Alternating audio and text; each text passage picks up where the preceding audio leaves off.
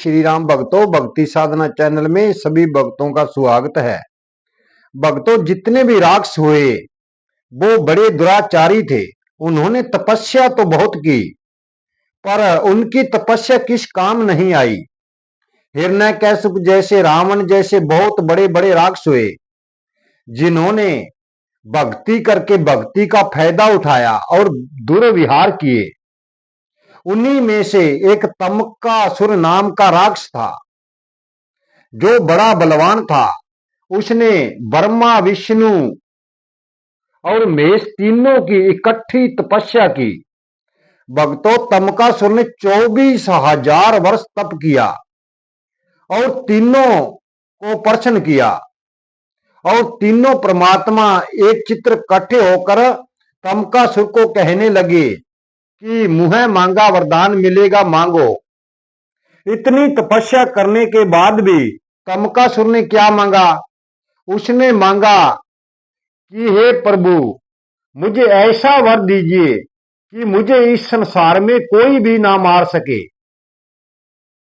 तो भगवान विष्णु ने कहा तथास्तु, ब्रह्मा ने भी कहा तथास्तु और शिव जी ने भी तथास्तु कहा दिया। तो उसके बाद तमकासुर बुराइयों में लग जाता है, ऋषि मुनियों को सताने लग पड़ा। तो जब ऋषि मुनियों को और सभी गांवों के अंदर जाकर हाहाकार मचाने लगा। जो सामने आ जाता था उससे मार देता था और पूरी पृथ्वी पर जब हाहाकार मचने लगी तो देवताओं पर उतर पड़ा और देवताओं को मारने लगा।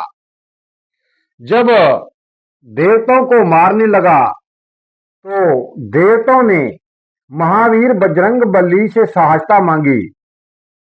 तो बजरंगबली ने विचार किया कि इस तमकासुर को तो कोई मार नहीं सकता, क्योंकि उसने वरदान के अंदर सब कुछ मांगा था, ना मैं अस्त्र से मरूं ना शस्त्र से मरूं, ना देवता मार सके ना भगवान, ऐसा वरदान मांगा था। तो भक्तों, जब देवताओं को तमकासुर मारने लगा तो विष्णु, ब्रह्मा, महेश आए और उनको भी हरा दिया, क्योंकि उन्होंने वरदान दिया था कि आपको कोई नहीं हरा सकेगा। वरदान के कारण विष्णु, ब्रह्मा, महेश तमकासुर का कुछ नहीं बिगाड़ पाते थे। इस बात का तमकासुर को पूरा पता था। तो महावीर बजरंगबली को भी हराना चाहा, पर वह वरदान था कि महावीर बजरंगबली को इस दुनिया में कोई नहीं हरा सकता। ना उन्हें शस्त्र मार सकता है, ना अस्त्र, ना किसी चीज में बंध सकते हैं। एक महावीर ही ऐसे वीर हैं जो किसी के बंधन में नहीं आ सकते, चाहे वो ब्रह्मा क्यों ना हो, क्योंकि हनुमान जी को 33 करोड़ देवी देवताओं का वरदान मिला हुआ है। और महावीर बजरंगबली ने विचार किया कि देवताओं को अब कहां पर छिपाया जाए। तो उन्होंने एक गौ को चुना, जो मिट्टी की गौ को प्रकट किया। मिट्टी का पुतला बनाकर हनुमान जी ने उसमें श्वास डाले और 33 करोड़ देवी देवताओं को उसके अंदर समाहित कर दिया और विष्णु, ब्रह्मा, महेश को भी उसी गाय के अंदर प्रवेश करवा दिया कि आप इसमें रहो जब तक तमकासुर का नाश ना हो जाए। तो जब ऐसे करते करते जो तमकासुर था वो बड़ा अंतर्यामी था, कहीं से भी बैठा देख लेता था कि देवता कहां छिपे हुए हैं। तो उसने क्या किया, उसको बजरंगबली की चाल का पता लग गया और उसी गाय को जाकर पकड़ लिया और अपने घर पर ले जाता है और कई ब्राह्मणों को इकट्ठा किया कि मेरा एक यज्ञ करो जिसमें गाय की आहुति दी जाएगी और 33 करोड़ देव देवताओं का मुझे इकट्ठा बल मिल जाएगा। इसी के अंदर 33 करोड़ देवी देवता हैं। तो सब ब्राह्मण घबरा जाते हैं, पर तमकासुर का डर था, बेचारे करें क्या।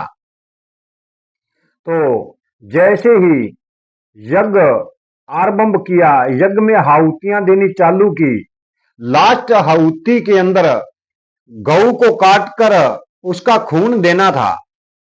तो इतने में महावीर बजरंगबली पहुंच जाते हैं और तमकासुर को पता था कि महावीर बजरंगबली भी मेरा कुछ नहीं बिगाड़ सकेंगे, क्योंकि मुझे तो वरदान है।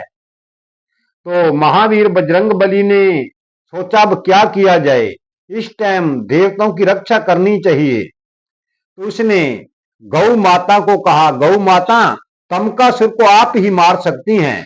तो गौ माता ने कहा कि हे महावीर बजरंगबली, मैं कैसे मार सकती हूं।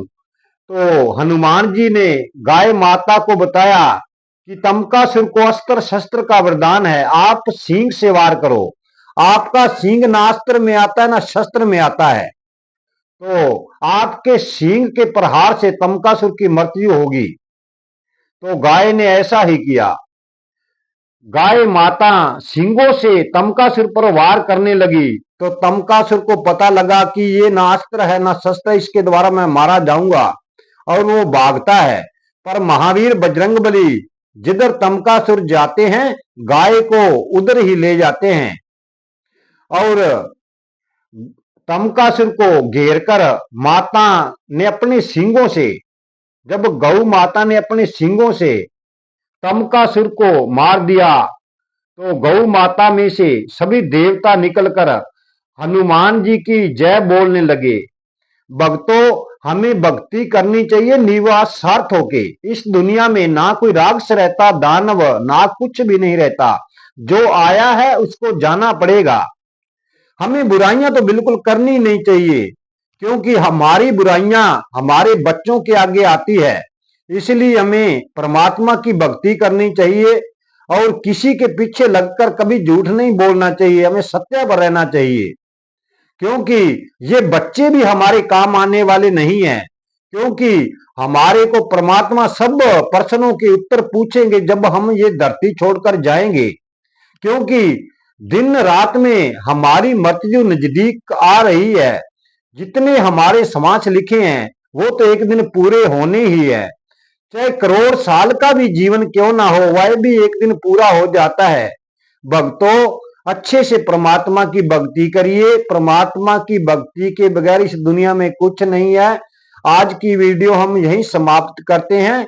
जीवन रहा तो कल की वीडियो में फिर मिलेंगे। वीडियो को लाइक शेयर और सब्सक्राइब जरूर कर देना। जय श्री राम।